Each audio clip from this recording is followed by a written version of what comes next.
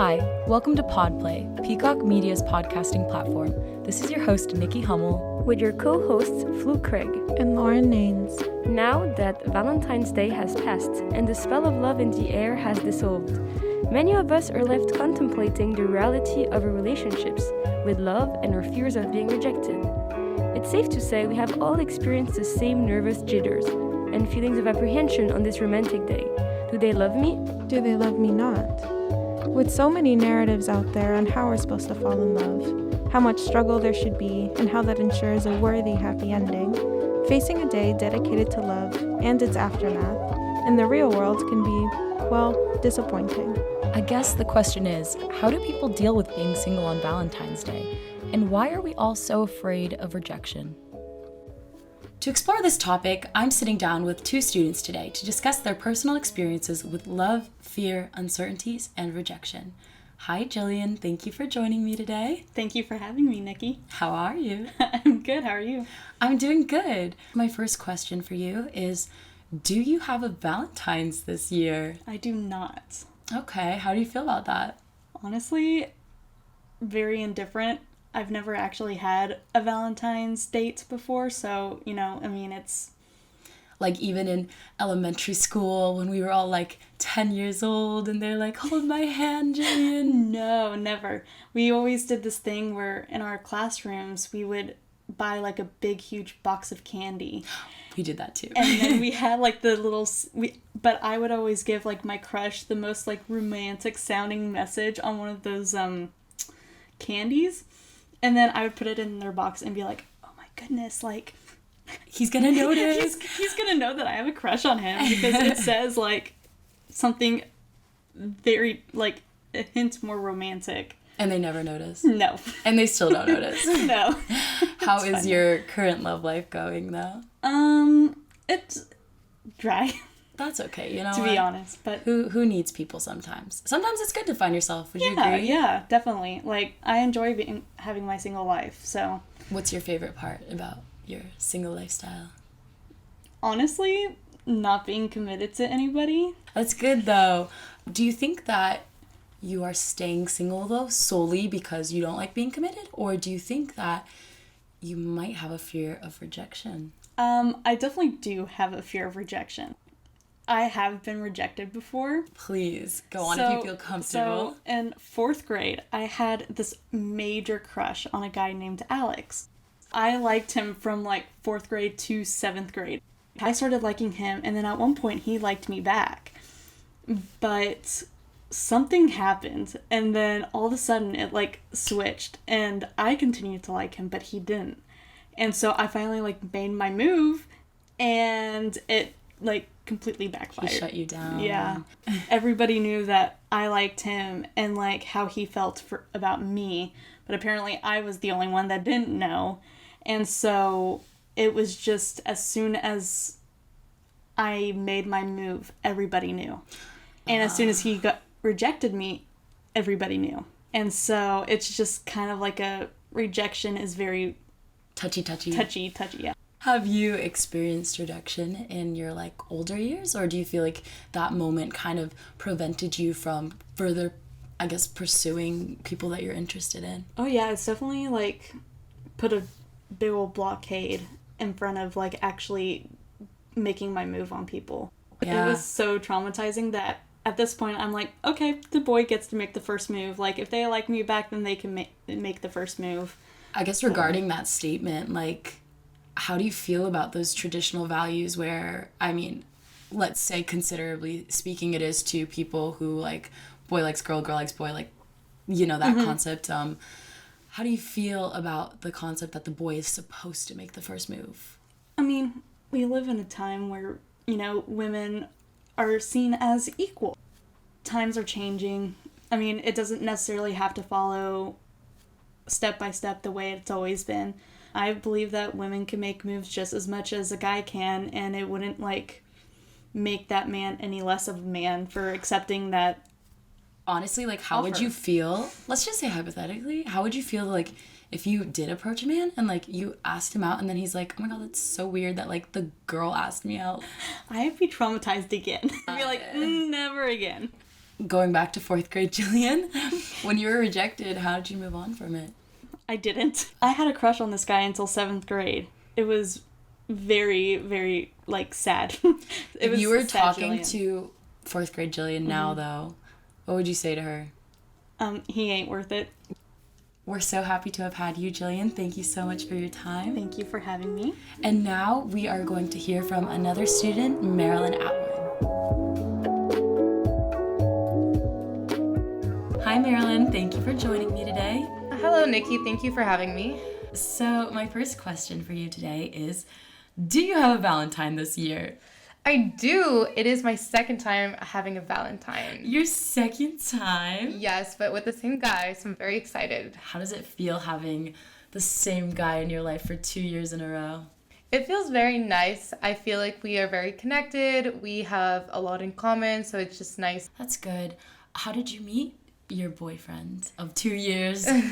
We met during our undergraduate in London. We study at the same university, and we had a friend in common who lived in the same building as him. So I met him there, and then from there on, we started hanging out, got to know each other, and then kind of started liking each other. And so, yeah, that's how it happened. And who made the first move?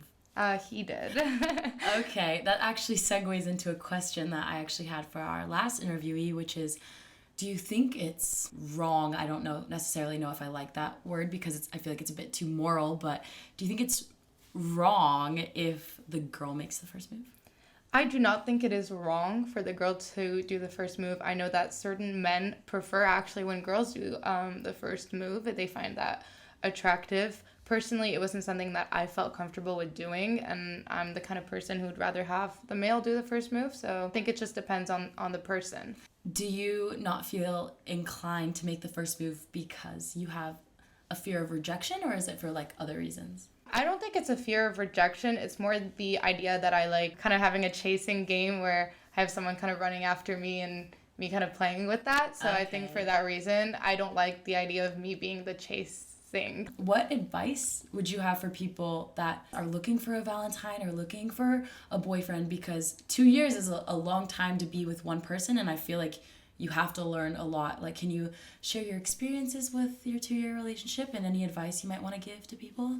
Well, before I start with any advice of 2-year relationship, I want to go back to a few relationships that I had before. I think that it is an important part to have short-term relationship with other people in the past, because I think that you will learn from your mistakes, and I think that no matter what people tell you, you have to experience these mistakes on your own to then grow.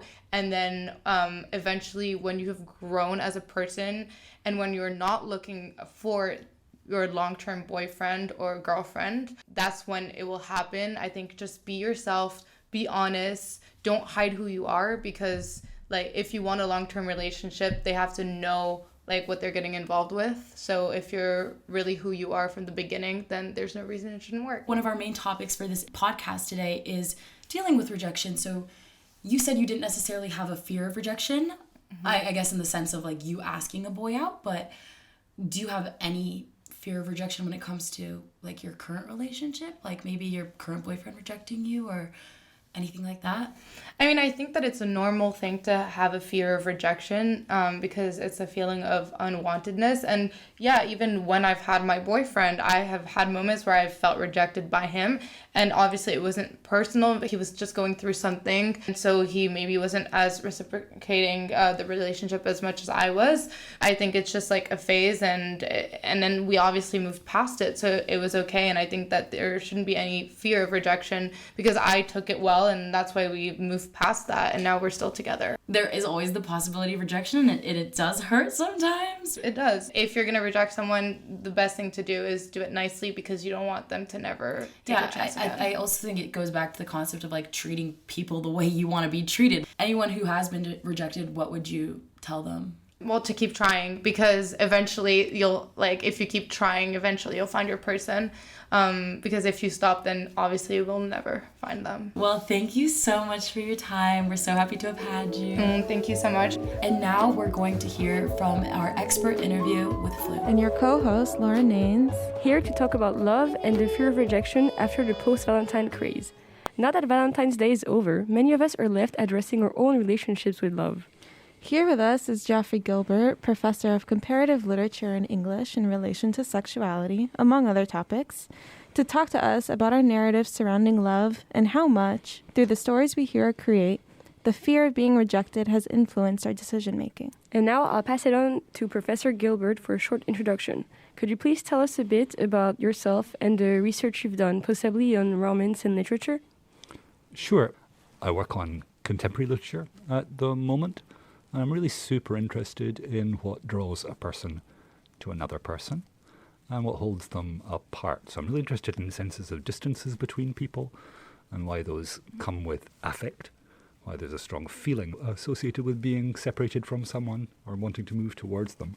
For me, the frame is always going to be a political frame and an economic frame. And I think the question of love is always tied up with those two things, what it is to be together, why we might end up focusing, especially around Valentine's Day, on a commercially structured account of where your desire to be with other people should be going and what we might be missing in that process.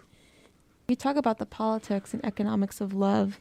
Makes me think that there's something to lose or maybe to gain with romance or love or being connected to one another. Could you maybe go into that a bit more? So I do think that we're loving beings. I think we absolutely need to go beyond the particular ways we're constituted as individuals that are separate from one another.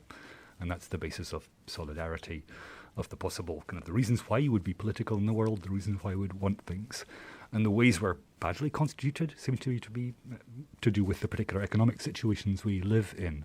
So love for me is a subsection of the desire to overcome the way we're asked to live in the world at the moment. It's a really great impulse. But then romance, as it's constituted, channels that maybe in a way which is harmful, toxic, problematic. Yeah. Based on what you just said, do you think when looking at love stories in pop culture or in our lives, there is a general narrative surrounding how we're supposed to address romance and love and how we're supposed to love people? Yeah, I think there sort of is. There's a really brilliant book by Stanton Peele called Being in Love and Addiction. And he says they have the same structure in our world. That somehow I believe that the core part of me is outside myself.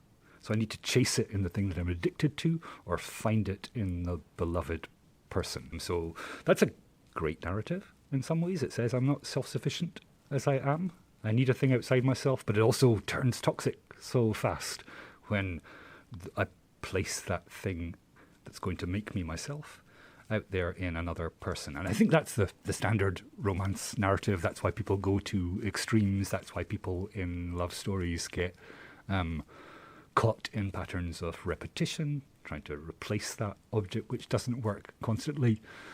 And then usually, I don't know if it's the same for you, but I find the last 10 minutes of any love-based film or story are just ridiculous. It's all over, you find the right person, you're complete, you're both complete, you've got a house, you've got a home, everything's great. You mentioned this idea that reminded me of dependence, right? Looking for something that's your core in someone else.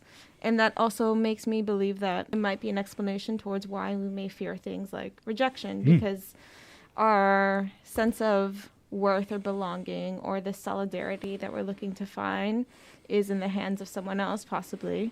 And I'm wondering if you found any scripts of this type of rejection or relationships to rejection in the literature that you study. I find it all the time in stories about labour, about work, and while that feels like it's a digression, I don't think it is. So narratives about why I'm no longer needed by my economy feel to me like, so I become a surplus person to the working of the world, feel to me like the core narrative.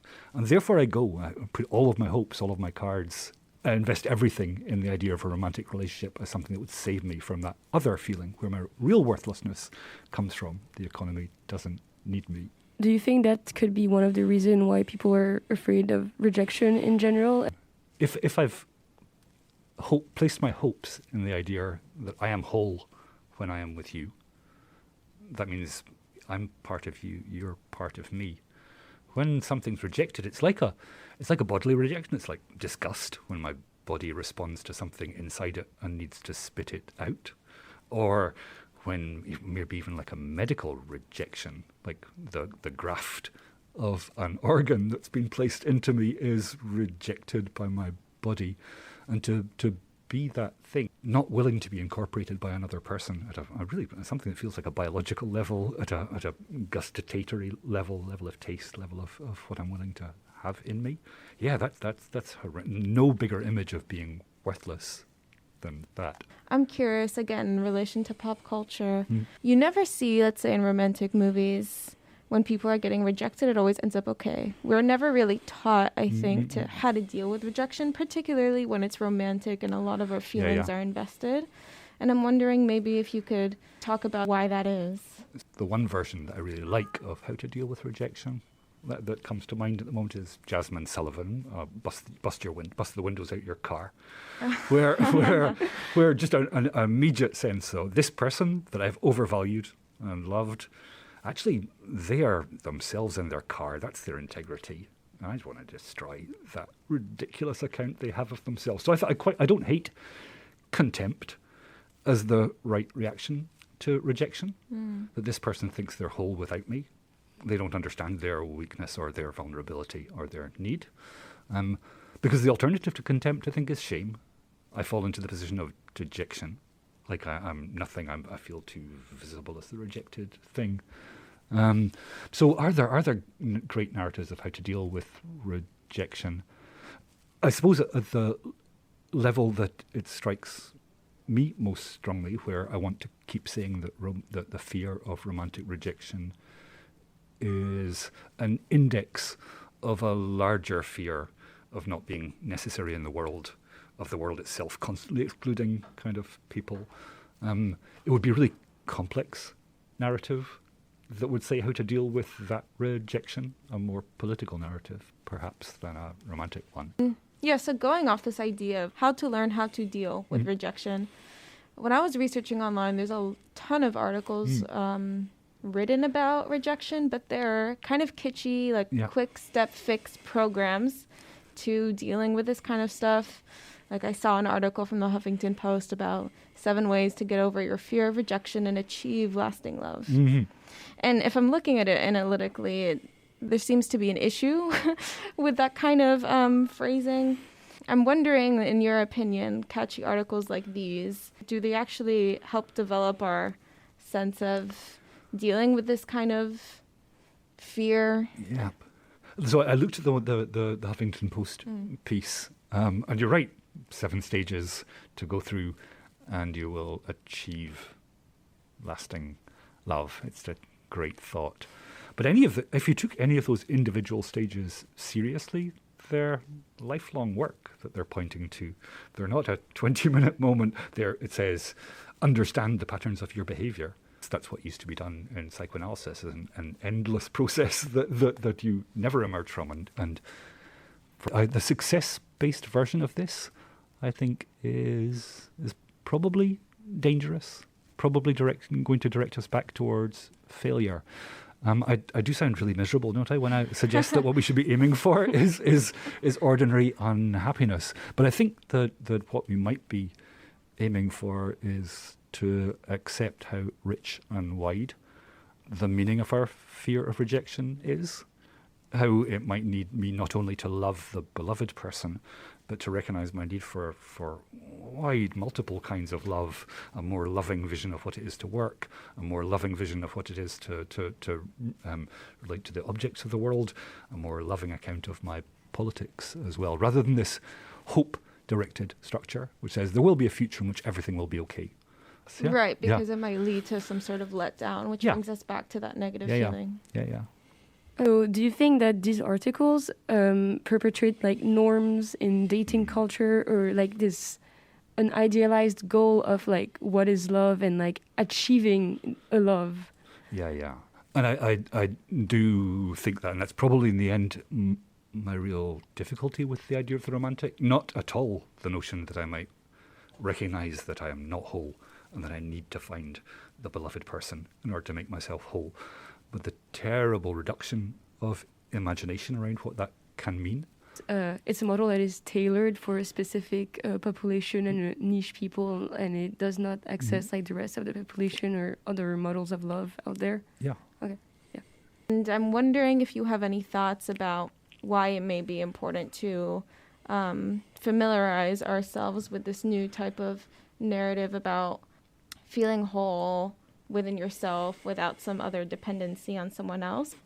Yeah, I've never been very good at Valentine's Day. I don't know if you're any good at Valentine's No. Day. And I think it's often presented as an even worse version of your Huffington Post article, when there's, all I need to do is buy something. This really radical decontextualization of what it is to feel like love, real stereotyping of what kinds of things you say when you're in love. That seems to be the problem. I think it could be kind of great to have a day when we recognize that we all don't have enough love, and that we kind of need it.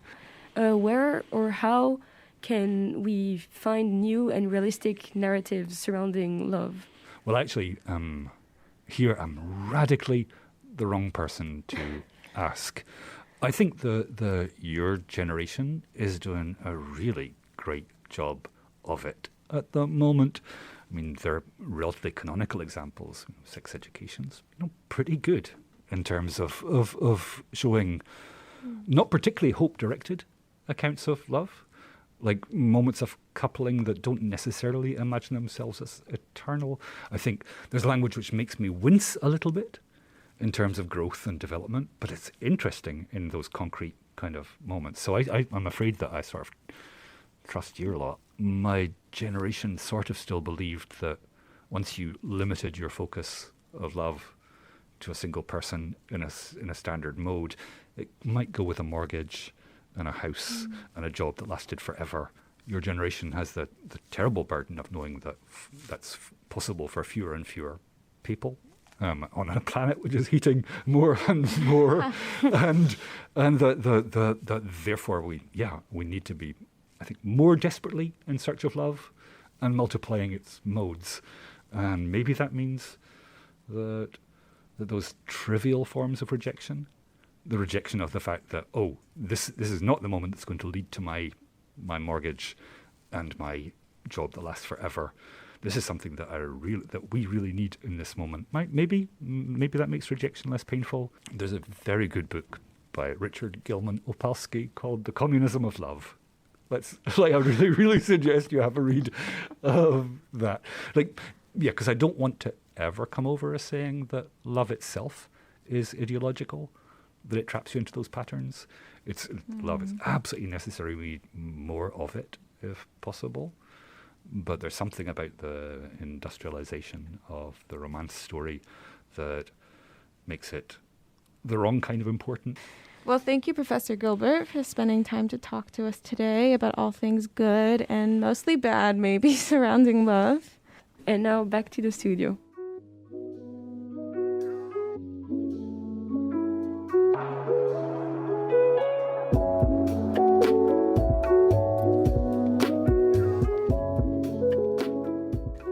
After listening to everyone's experiences and opinions today, we have a deeper insight on what love and rejection are and why it is such a big part in our lives. Many of us recognize ourselves in Jillian's and Marilyn's experiences. Rejection, objectively, isn't actually a big deal. It's okay and normal to feel sad or regretful. What if, in the end, the goal for fulfillment isn't a Valentine's Day love? We talked to Professor Gilbert about love narratives and why the expectations that they create in us can leave us feeling empty, especially on a day as hyper-focused on love as Valentine's Day. There is no quick fix to the dependencies and fears, like rejection, that the desire to be loved leaves us with. The work towards self-fulfillment can last a lifetime. But the commodity of love, as Professor Gilbert calls it, doesn't have to be spent only on others. The maybe obvious-sounding silver lining is that the love we depend on others to give, receive, and sustain us can be commoditized for ourselves instead. Thanks for joining us. This has been PodPlay on Love and Rejection. This was your host, Nikki Hummel. With your co-hosts, Lauren Names and Flu Craig.